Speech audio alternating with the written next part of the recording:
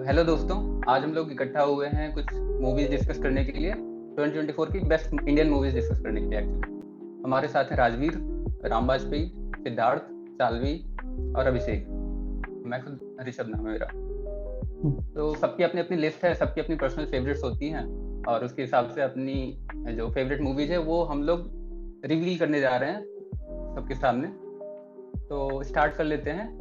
अच्छा, थोड़ा eligibility criteria ये था मूवीज का कि 2024 में रिलीज होनी चाहिए। I think everyone knows this. और ओटीटी की है तो ओटीटी पे, थिएटर के लिए है तो उसमें ठीक है। आई थिंक सबको चीज़ें क्लियर हैं, किसी को डाउट है तो पूछ लो। और अभिषेक से स्टार्ट करते हैं। अभिषेक सिर्फ इंडियन मूवीज ना? Is ready? ऑल हाँ लैंग्वेजेस बट 2020, इंडियन। हाँ वो मैंने बोल दिया ओके इंडियन। गाइस। तो मेरे पास 8 मूवीज की लिस्ट है। 8 ही मूवीज मैंने बना पाई है। तो मैं नीचे से शुरू करूंगा और फिर सबसे टॉप पे जाऊंगा। तो 8वें नंबर पे है चंदू चैंपियन। एक साल में आई हुई जितनी स्पोर्ट्स मूवीज हैं, नॉट सो वेरी फेवरेट मेरी, बट हाँ जितनी मैंने देखी थी, जितनी मैं देख पाया, उसमें स्पोर्ट्स में सबसे बेस्ट थी। स्टोरी के लिए आप इसको देख सकते हो। चंदू चैंपियन 8वें नंबर पे आती है। 7th पे जो जिसको मैंने रखा है वो मडगांव एक्सप्रेस है। अ, एक फीबल सा एक और सा एक जोन सा बना कि इंडस्ट्री में कि अगर दिल चाहता है, ये वाली जो ट्रिप थी गोवा की, ये खराब हो जाती तो फिर कौन सी मूवी बनती। तो वो है मडगांव एक्सप्रेस। अगर दिल चाहता है में जितने लोग जा रहे थे उनके साथ सब कुछ गलत हो जाए, जो सब कुछ सही हो रहा था, अनप्लान्ड ट्रिप गलत हो जाए, पूरी गलत हो जाए, तो क्या होगा। तो फनी है बहुत मूवी। फन के लिए आप देख सकते हो। कॉमेडी जॉनर बहुत ही अच्छा है, इसलिए 7th पे रखा है। बहुत समय बाद कॉमेडी किसी मूवी में मैंने इस लेवल की देखी है। 6th पे है। एक्चुअली 6th और 5th में बहुत कंफ्यूजन है मेरा, तो मैं 5th और 6th दोनों को कोई रैंक नहीं दूंगा। आप लोग अपने हिसाब से 5th और 6th कर लीजिएगा। एक है सेक्टर 36 और एक है किष्किंधा कांडम।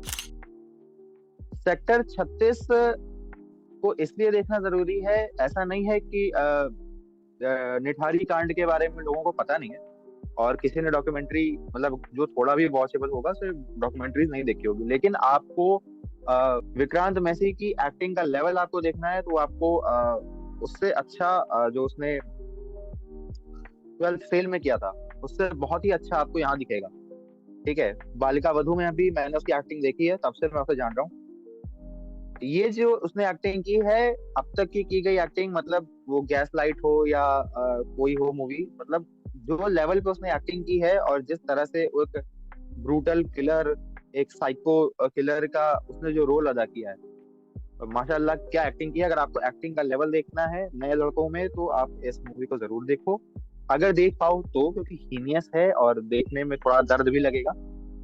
टफ है देखना, अगर देख पाए तो मस्ट वॉच है। फिर है Kishkindha Kaandam. Kishkindha Kaandam movie at the par movie है, बहुत बेहतरीन है। स्टोरी इतनी बेहतरीन है कि शायद स्टोरी को देखते वक्त कहानी में खोने के बाद मैंने किसी की एक्टिंग पे ध्यान नहीं दिया, और मुझे पर्सनली ऐसा लगता है कि मूवी इतनी अच्छी है कि अगर आप एवरेज एक्टर को भी लोगे तो उसकी करियर में जान डाल देगी।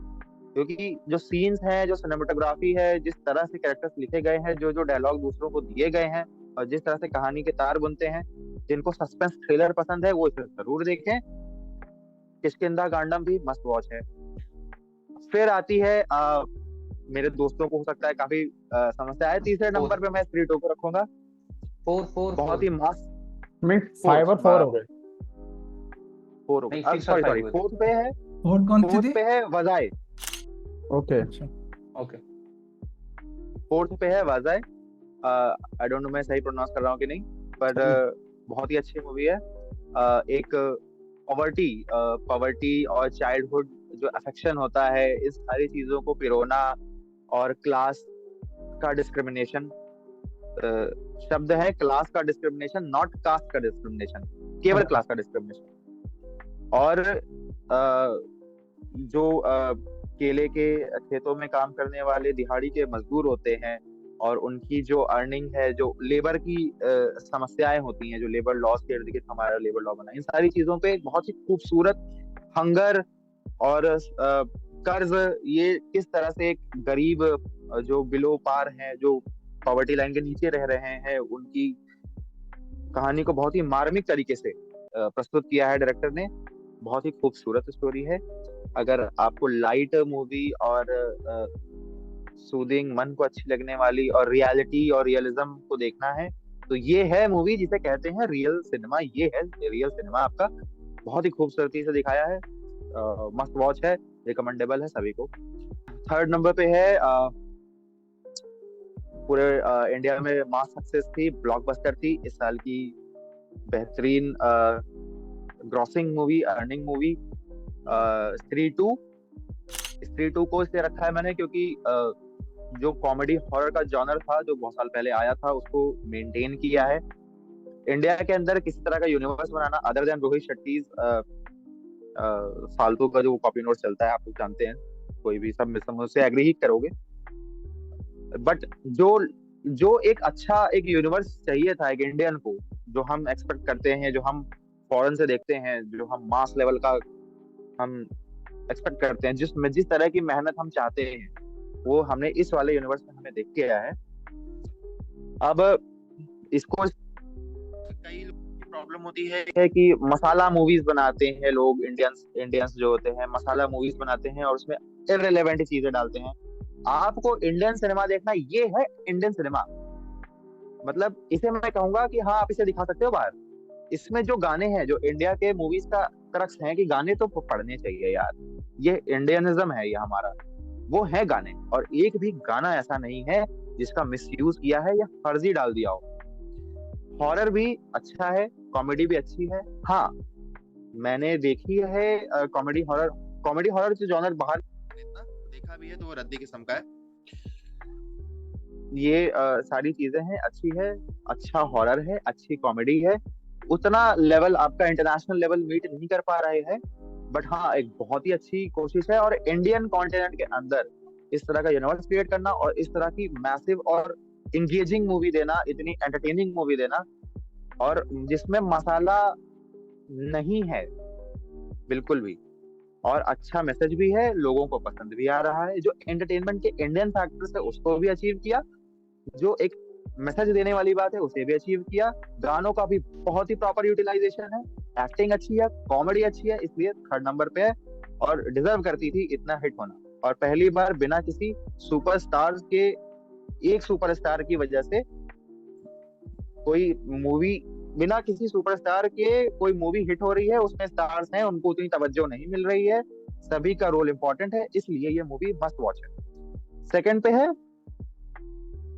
सेकंड पे है लापता लेडीज, भारत की तरफ से ऑस्कर में एंट्रीज।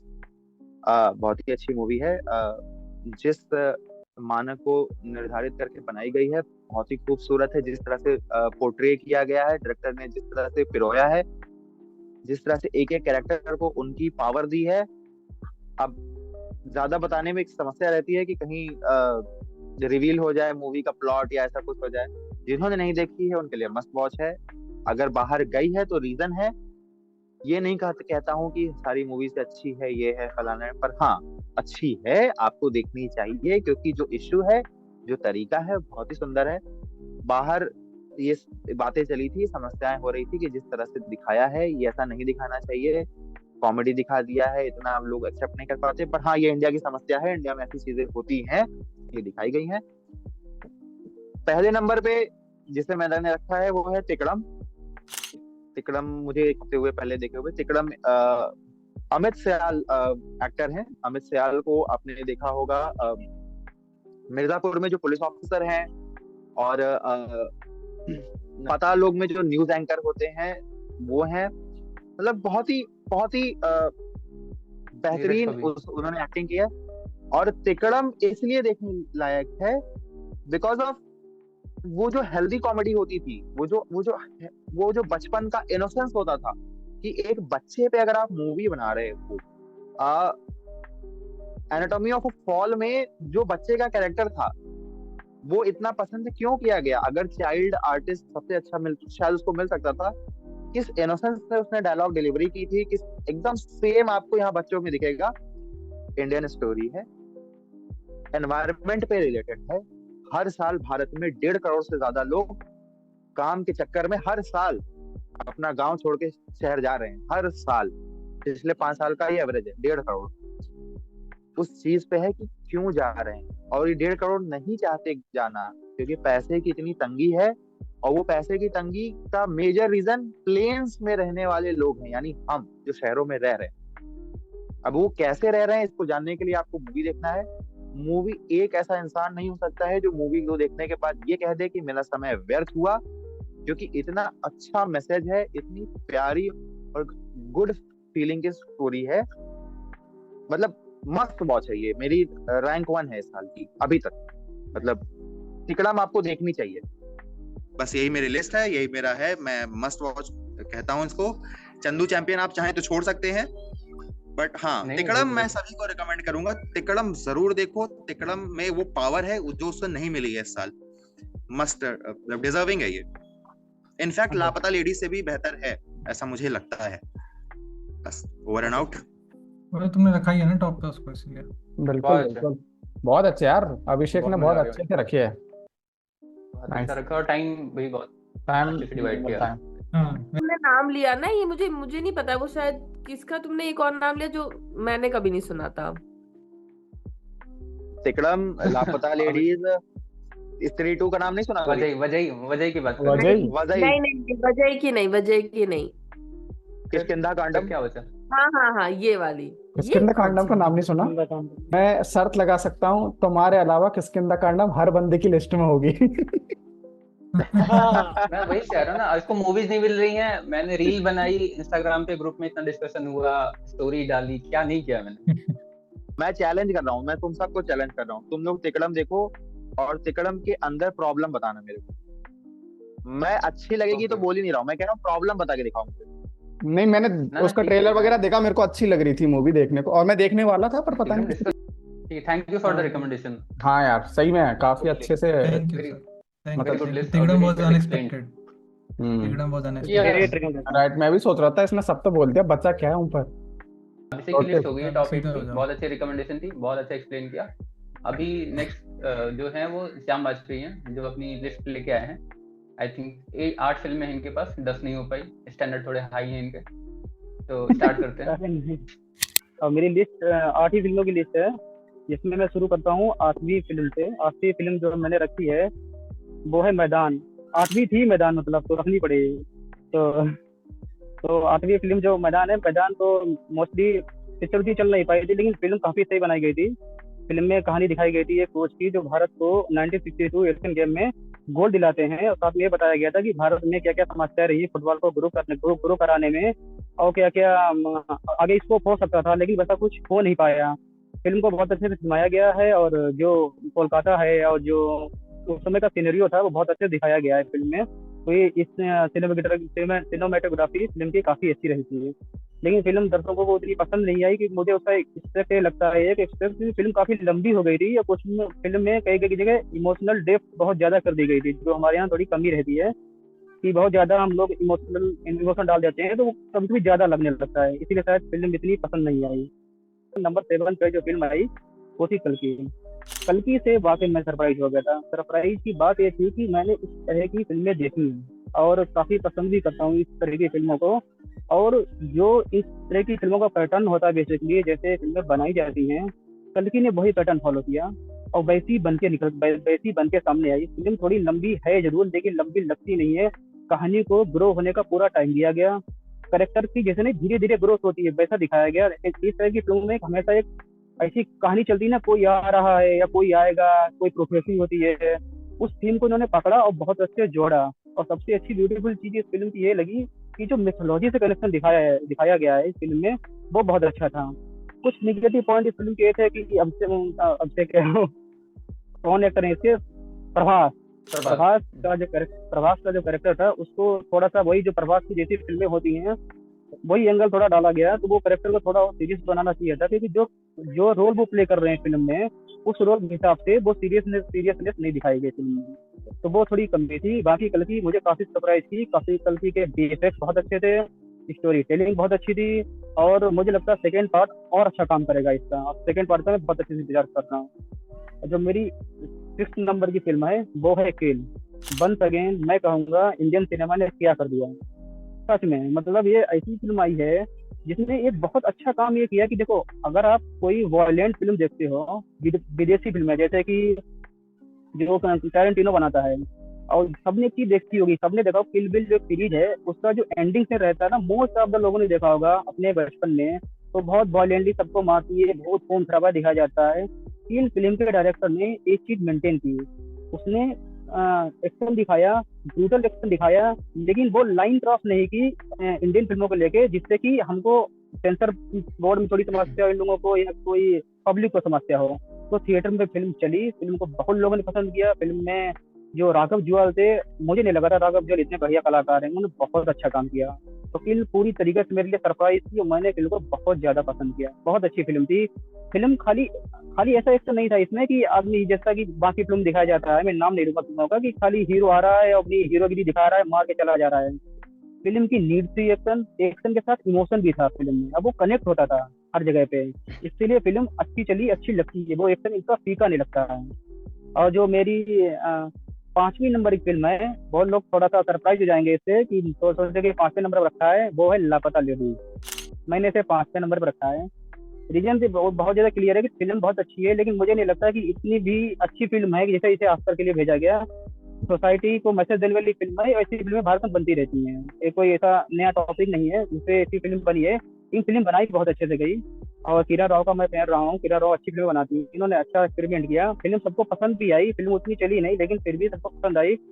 फिल्म में सबको पता ही है कहानी है कि एक ब्राइड जो होती है वो चोरी जाती है ट्रेन से, उसके बाद जो कंडीशन क्रिएट होती है, जो सटायर क्रिएट होता है समाज सोसाइटी के ऊपर, जो सटायर का जो असर दिखाया गया है वो अच्छा लगता है देखने में। फिल्म काफी अच्छी है और ज्यादा इसे बोलूंगा नहीं क्योंकि सबको इस बारे में पता है। और जो मेरी नेक्स्ट टॉप 4 की जो मैं बात करने जा रहा हूँ, टॉप 4 में 4थे नंबर पर जो फिल्म है वो है किष्किंधा कांडम। वंस अगेन मैं कहूंगा कि ऐसी काफी फिल्में देखी हैं, लेयर्ड सस्पेंशन जिनमें होता है कि एक कहानी शुरू होती है और क्या बोलते हैं, एक पॉइंट शुरू होता है और कहानी निकलती कहीं और जाके। मैंने डिस्कशन में भी बोला था, इस तरह की फिल्में मुझे बहुत ज्यादा पसंद आती है। मैंने ऐसी काफी फिल्में देख भी रखी हैं। ये फिल्म पे हम लोग डिस्कशन कर ही चुके हैं सभी लोग, और फिल्म काफी चली, काफी लोगों को पसंद भी आई। फिल्म की कहानी सबको पता ही है कि एक गन चोरी हो जाती है, गन की चोरी पे कहानी शुरू होती है और फिर धीरे धीरे कई राज खुलते जाते हैं और फिल्म कहीं और खत्म हो जाती है।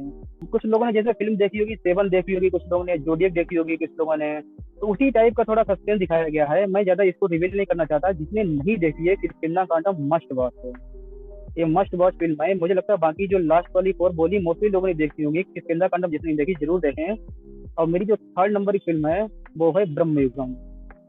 ब्रह्मयुगम एक ऐसी पिक्चर थी जो मैंने इसका ट्रेलर देखा, मुझे तभी समझ में आ गया था फिल्म मुझे देखनी है। सबसे पहली बात तो इस फिल्म की खूबसूरत बात यह है कि इसमें कैरेक्टर बहुत कम है, और जिस फिल्म में कैरेक्टर बहुत कम होते हैं उस फिल्म में कहानी लेके चलना और कहानी कैरेक्टर से जुड़ी रहे, कैरेक्टर इधर उधर ना डाइवर्ट हो पाए, बड़ा मुश्किल काम हो जाता है उस कहानी को पकड़ना। और ये फिल्म शायद 2 घंटे के ऊपर की थी, उस 2 घंटे में अपनी पूरी बात कह दो। तीसरी सबसे बड़ी चीज इस फिल्म की ये लगी, इसका एंड, जो मैंने एंड एक्सपेक्ट किया था, जैसे बहुत ज्यादा प्रिडिक्टेबल एंड नहीं था। कुछ ऐसी फिल्में होती है ना जिनके एंड आपको सरप्राइज कर जाते हैं, उसी टाइप का इसका एंड था। मैं इसके एंड के बारे में कुछ बोलूंगा नहीं। फिल्म ब्लैक एंड व्हाइट में शूट हुई है, और जो ऐसा लगता है कि आप बहुत पुरानी फिल्म देख रहे हो, लेकिन ऐसी पुरानी फिल्म नहीं है। जब आप देखोगे इस फिल्म को तो आपको पता लग जाएगा ब्लैक एंड व्हाइट में क्यों शूट हुई है। और फिल्म में कलाकारों ने बहुत अच्छा काम किया है, बैकग्राउंड म्यूजिक बहुत अच्छा है। फिल्म की स्टार्ट आपको एकदम से फिल्म से जोड़ देगी कि वाह एक तो फिल्म देखनी है। और फिल्म जब फिनिश होती है तभी आप कहोगे यार क्या एंडिंग थी इसकी। तो ब्रह्मयुगम मेरे 3rd नंबर पे आती है। 2nd नंबर जो पिक्चर आती है वो है भजई। भजई मैंने आज ही खत्म की, थोड़ा भगा के देखनी पड़ी, मेरे को टाइम नहीं मिल पाया, लेकिन भजई मुझे बहुत अच्छी फिल्म लगी यार। भजई क्या ही फिल्म थी भाई। भजई मतलब मुझे नहीं लगा था कि इतनी अच्छी फिल्म होगी। मतलब देखा था कि थोड़ा सा पढ़ा इसके बारे में, सब बोलता रहता है कि पढ़ते रहते हो, लेकिन तब भी पढ़ता रहता थोड़ा फिल्म के बारे में, फिर देखना शुरू किया मैंने। भजई के बारे में अभिषेक ने भी डिस्कस किया होगा, बाकी लोग डिस्कस करेंगे, मैं ज्यादा नहीं बोलूंगा, बस इतना बोलूंगा कि एक लड़के की कहानी है जो एक छोटे से गांव में रहता है, जिसका अपना बचपन है। उसके बचपन में उसके परिवार में क्या समस्याएं चल रही हैं और आसपास क्या हो रहा है, उसी टर्मोइल को बहुत ही अच्छे तरीके से दिखाया गया है। आप ये फिल्म, मैं इस फिल्म के बारे में कुछ भी नहीं बोलना चाहता ज्यादा, क्योंकि मैं नहीं चाहता कोई भी डिटेल लीक हो जाए। आप इस फिल्म को जरूर देखें, ये मस्ट रिकमेंड। ये ऐसी फिल्म है जो आप सालों तक भूल नहीं पाएंगे। मैं एक टर्म यूज कर रहा हूँ, या फिल्म फॉर एजेस, तो भजई उनमें से एक फिल्म है। बिल्कुल भी आप नहीं बोलेंगे। और मेरी जो नंबर 1 फिल्म है वो फिल्म है गगनचारी। गगनचारी भाई साहब क्या ही फिल्म थी। मुझे बिल्कुल भी देखो, मेरा क्या शौक है ना, मुझे एक शौक है जिस बारे में जिसका मुझे बहुत चिढ़ाता रहता है, मुझे डिस्टोपियन फिल्में बहुत पसंद आती हैं। जिनको नहीं पता डिस्टोपियन बता देता हूँ, डिस्टोपियन ऐसी फिल्में होती है ना जिन फिल्मों में सब कुछ खत्म हो चुका है, ह्यूमन सिविलाइजेशन फिर से कुछ ऐसा हो जाता है कि वार के बाद हम फिर से ग्रो करने की कोशिश कर रहे हैं। उस एक्सपेक्ट में जैसे डाइवर्जेंट, इंसर्जेंट टाइप की फिल्में हैं, मॉकिंग जो हंगर गेम्स टाइप की। तो गगनचारी को मैंने कहीं पढ़ा कि ये डिस्टोपियन फिल्म है, मैंने कहा ये तो देखनी है, भारत में कोई डिस्टोपियन बना रहा है, मैंने देखो ऐसा हो नहीं सकता है। और भाई मैंने देखनी शुरू की। ये तुम्हारी जो डिस्टोपियन के हाँ कल्कि भी तो डिस्टोपियन में ही कैटेगराइज करोगे ना? हाँ, कल्कि भी डिस्टोपियन नहीं है, कल्कि डिस्टोपियन नहीं है, सॉरी। हाँ, तो गगनचारी की जो मैंने देखना शुरू, कल्कि प्रॉपर डिस्टोपियन है, जैसी डिस्टोपियन होती हैं कि जैसे आगे लोग कैसे सर्वाइव करेंगे, लोग कम बचे हैं, उम्मीद नहीं बची है, कौन उम्मीद लेके आएगा, उस टाइप की। लेकिन गगनचारी जो थी भाई, गगनचारी सटायर है, इतना खूबसूरत सटायर है ये कि ये 3 लड़के हैं, 3 दोस्त हैं जो एक उसमें रहते हैं, कमरे में रहते हैं, और कुछ ऐसा केरल में हो चुका है जिसके चक्कर में कि अब इनको अंदर रहना पड़ेगा, और काफी ज्यादा भ्रष्टाचार फैल गया है, बहुत कुछ ऐसा हो चुका है। इतना खूबसूरत सटायर मैंने कई सालों से नहीं देखा। इतनी बेहतरीन फिल्म लगी मुझको। इसकी पहली बात है मलयालम में थी, मेरी पहली मलयालम लैंग्वेज फिल्म थी, लेकिन मुझे उसके डायलॉग, उसके जोक्स और जो उसका वो कहना चाह रहा ना, बहुत क्लियरली समझ में आ रहा था। और मैं सच कह रहा हूँ, जिन्होंने गगनचारी नहीं देखी आप जरूर देखें। इस टाइप की फिल्में लिखना, इस टाइप की फिल्में बनाना, इनका डायरेक्शन, इनकी एक्टिंग बहुत डिफिकल्ट होती है। जैसे मैं हमेशा, जब भी मेरा डिस्कशन किसी से होता है, मैं हमेशा बोलता हूँ कि फिल्म लाइक अगली, फिल्म लाइक गुलाल, इस टाइप की कहानियां लिखना बहुत मुश्किल काम होता है, बनाना तो बहुत दूर की बात रही। गगनचारी को मैं वही बोलूंगा, इसकी स्क्रिप्ट बहुत क्रिएटिव है। 3-4 लोग रहते हैं एक कमरे में, उसके बाद आसपास के कुछ पुलिस वालों से उनका इंटरेक्शन दिखाया गया है, उनकी किसी एलियन से मुलाकात हो जाती है, उसका इंटरेक्शन दिखाया गया है, उनकी लाइफ का जो आसपास चल रहा है ना, उससे क्या प्रभाव पड़ता है दिखाया गया। आप सोचो, आपने कोई डिस्टोपियन फिल्म देखी होगी, उसमें ये दिखाते ना कि कुछ हो गया, उसके बाद लोग कैसे जिंदा रह रहे हैं, क्या कर रहे हैं, उम्मीद कहाँ गई। इसमें उससे बात ही नहीं की गई। एक आम आदमी कैसे सर्वाइव कर रहा है, उसका सटायर है। तो ये गगनचारी मेरी तरफ से मस्ट वॉच है, जिसने नहीं देखी वो जरूर देखे। मुझे फिल्म बहुत ज्यादा पसंद आई। वंस अगेन बोलूंगा, ये भी फिल्म है फिल्म फॉर एजेस, आप भूल नहीं पाओगे इस फिल्म को देखने के बाद। तो यही मेरी लिस्ट है दोस्तों। मेरी लिस्ट में जो मैं फिर से बहुत ज्यादा जोर दूंगा जिन फिल्मों पे, वो है गगनचारी, बजाई, किष्किंधा-कांडम। बाकी सबके नाम आपने सुने होंगे, आपने देखी भी होंगी। अगर आपने फिल्में नहीं देखी तो जरूर देखें। Thank you. नाइस नाइस बहुत नाइस बढ़िया, बहुत श्याम बढ़िया। Sir, wow, fast and furious. Very well thought. Shyam sir OP. चलो ठीक है, thank you for sharing your list with us. हां, good bye Shyam Vajpayee, thank you, that was very nice. Very good Shyam भाई। Gaganchari next. पहले श्याम को जाने दो, अभिषेक नहीं आ रहा है, चलो कोई बात नहीं। कोई बात नहीं। तो अभी श्याम की लिस्ट हो गई हम लोग की, 8 मूवीज की लिस्ट मिली, अच्छी लिस्ट थी। कुछ नई फिल्मों के बारे में पता चला, खासकर कुछ लोगों को। तो उन्हीं लोगों से स्टार्ट कर लेते हैं अगली जो रिकमेंडेशंस हैं। अभी नेक्स्ट शाल्वी हैं, शाल्वी अपनी लिस्ट लेके आई हैं टॉप 10 की, आई गेस, या टॉप 8 की, व्हाटएवर। तो प्लीज शाल्वी स्टार्ट। तो मेरी जो लिस्ट है, तो मैंने एक्चुअली एक ऐसे क्रोनोलॉजी नहीं बनाई है। मेरे हिसाब से जो मूवीज मुझे पसंद है वो मैंने रखी, क्योंकि अलग अलग मूवीज अलग अलग जॉनरे से है ना, तो किसी को कुछ पसंद है, किसी को कुछ पसंद है। और मेरा मानना है कि ऐसे क्रोनोलॉजी मैंने इसलिए नहीं बनाई क्योंकि सारी मूवी अलग जॉनरे से, अलग थीम को रिप्रेजेंट कर रही है और अलग तरीके से बनी है। तो मुझे ऐसा लगा कि अच्छी है, बस आप एक बार देख सकते हो, 2 बार देख सकते हो। मैंने कुछ एक मूवीज तो मल्टीपल टाइम भी देखी है। तो टॉप 7 मूवीज की मैंने लिस्ट बनाई है, क्योंकि मुझे याद ही नहीं आ रही थी बाकी मूवीज। तो टॉप 7, और मतलब जो टॉप 7 में है उसमें 7 मूवीज है जो मैंने रखी है, जो मैं पीछे से बोलती हूँ। तो एक महाराजा, और जो महाराजा जो साउथ इंडियन मूवी है ना, एक सीरीज भी है शायद महाराजा, तो उससे कंफ्यूज ना हो, मैरी क्रिसमस। ये दोनों मैंने ना रखी हैं एक साथ, एक ही स्थान पे, क्योंकि एक तो दोनों एक सेम हीरो के, हीरो मुझे बहुत पसंद है, उसकी एक्टिंग मुझे बहुत पसंद है। और मैरी क्रिसमस और मुझे उसमें दोनों की एक्टिंग बहुत अच्छी लगी। और महाराजा का मुझे कॉन्सेप्ट बहुत अच्छा लगा। वो स्टार्ट एक बहुत ऐसी बेसिक मूवी से होती है, बट उसका जो थ्रिलर है, मतलब लास्ट में जो ओपनिंग अप होती है कि वो जो क्या निकलता है, वो मुझे बहुत अच्छा लगा। तो एंडिंग मुझे बहुत अच्छी लगी। और वो कैसे एक मतलब एक प्रोटेक्टिव फादर का जो रोल उसने जो पे किया, उसमें क्या anger plus the love he showing towards his daughter, तो वो दोनों मुझे बहुत अच्छे लगे। मतलब जो क्या बोलते हैं उसको, जो वास्टनेस है उसकी एक्टिंग की, मुझे उसकी एक्टिंग की वजह से ये मूवी मैंने यहाँ पे रखी है। और मैरी क्रिसमस मुझे बहुत अच्छी इसलिए लगी क्योंकि वो जैसे चलती है, मतलब the movies goes on very lightly, मतलब उसमें कोई ड्रामा नहीं है।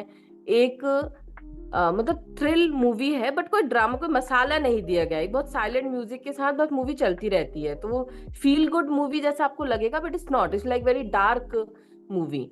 तो और उसमें मुझे कैटरीना कैफ और उन दोनों की जो केमिस्ट्री है वो मुझे दोनों की बहुत अच्छी लगी। और जैसे अनफोल्ड होती है मूवी, पहले आप थोड़ा बोर हो सकते हो स्टार्टिंग में क्योंकि पेस इतना ज्यादा मतलब ऐसा नहीं कि बहुत ज्यादा फास्ट जा रही है, बट आप जैसे चलते हो मूवी के साथ तो आपको समझ में आता है कि आप कनेक्ट कर पा रहे हो उसको एक लेवल पे। उन दोनों की केमिस्ट्री बहुत अच्छी है और सॉन्ग बहुत अच्छे हैं उसके। मैंने पांचवे नंबर पे नहीं, चौथे नंबर पे मैंने रखी है मंजूमल बॉयज। मंजूमल बॉयज मुझे वो जो दोस्तों, पता है, एक तो मंजूमल बॉयज का रियल लाइफ इंसिडेंट पे जो बनी है, और उन्होंने उस जैसे मैंने रियल लाइफ इंसिडेंट वो पूरा पढ़ा, मतलब उस मूवी के देखने के बाद, और इंटरव्यू भी सुने, और रियल लाइफ इंसिडेंट जो उन लड़कों ने इंटरव्यू थे वो भी सुने, तो मुझे समझ में आया कि उन दोनों में बहुत ज्यादा डिफरेंस रखा नहीं। मतलब जो इवन टेक्निकलिटी है ना, उस मूवी को एज इट इज रखा। जो रोप है जिससे वो बच्चों को ऊपर, मतलब जो लड़के को ऊपर निकाल रहे हैं, किस तरीके से लोकल एडमिनिस्ट्रेशन लैप्स करता है इन सब चीजों में। उनको पता नहीं होता कि अगर ऐसी कंडीशन सामने आए तो हमें किसके पास जाना है, कौन हेल्प कर सकता है।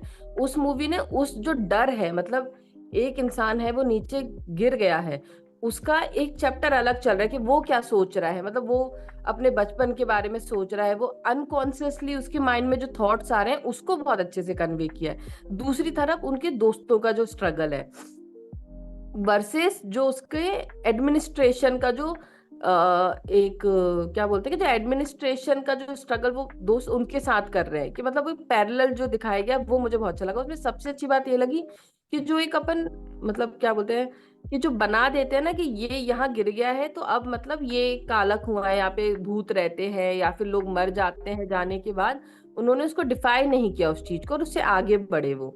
और जो लोकल जो लोग रहते हैं वहां पर, जैसे हर तरह, मतलब जैसे मेरे गांव में या कहीं भी हर कुछ एक स्थान रहता है जहाँ पे लोग बोलते हैं वहां जाना मना है, वहां लोग मर जाएंगे या फिर आपको कुछ हो जाएगा।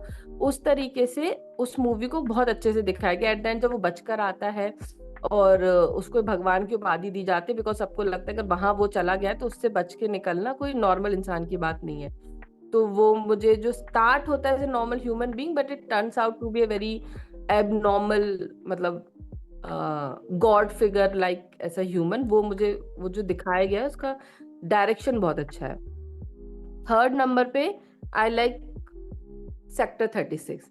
इसका तो मतलब मेन कैरेक्टर विकांत मैसी की जो साइकोलॉजिकल एक्टिंग है, मतलब उसका जो साइकोलॉजिक्स के साथ जो खेल रहा है या फिर उस वो जो बातें कर रहा है जो अपने इंटेरोगेशन में, मुझे वो जो सीन है वो it stuck with me and it felt like के जो हम नॉर्मल अलग, मतलब हम जो निठारी जो कांड है उसको हम बहुत बार पढ़ चुके हैं, मतलब है ना, तो हमें लेकिन पता नहीं चलता कि अगर कोई ऐसा इंसान जो कर रहा है तो उसकी साइकोलॉजी कैसे है। तो जो इंटेरोगेशन वाला सीन है तो वो स्पेशली उस मूवी में बेस्ट है वो वाला सीन। तो एक हमें ऐसे पता चलता है कि एक नॉर्मल ह्यूमन बीइंग भी, मतलब जो हमें दिख रहा है कि नॉर्मल है, खाना बना रहा है, खा रहा है, सो रहा है, उठ रहा है, वो भी पैरेलल अपने वर्ल्ड में कितना अलग हो सकता है। मैं ये नहीं बोलूंगी बुरा या अच्छा, क्योंकि उसके लिए वो बहुत नॉर्मल है ना, बट हमारे लिए सोसाइटल नॉर्म्स में फिट नहीं हो पा रहा है वो।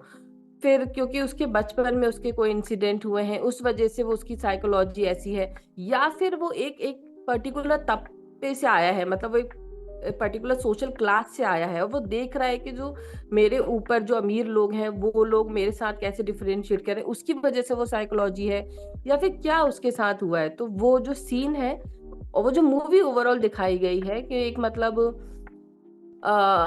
मतलब 2-3 चीजें जो सोसाइटी बारे में बताई गई हैं, जो सोशल डिफरेंसेस बताए गए हैं, क्लास डिफरेंस बताए गए हैं, कास्ट डिफरेंस बताए गए हैं, तो उस मूवी में वो बहुत अच्छे से दिखाया गया है। सेकंड नंबर मूवी मुझे लगी है जो सबकी फेवरेट है, लापता लेडीज।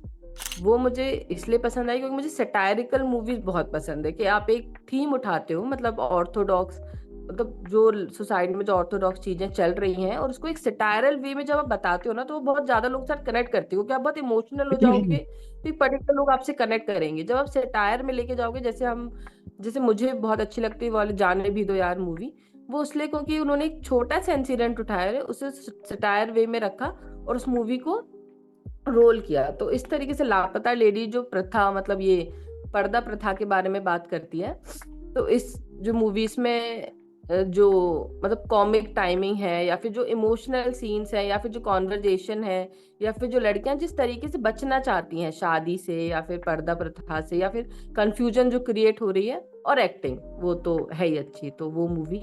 तो फर्स्ट नंबर पे मुझे लगी है चमकीला।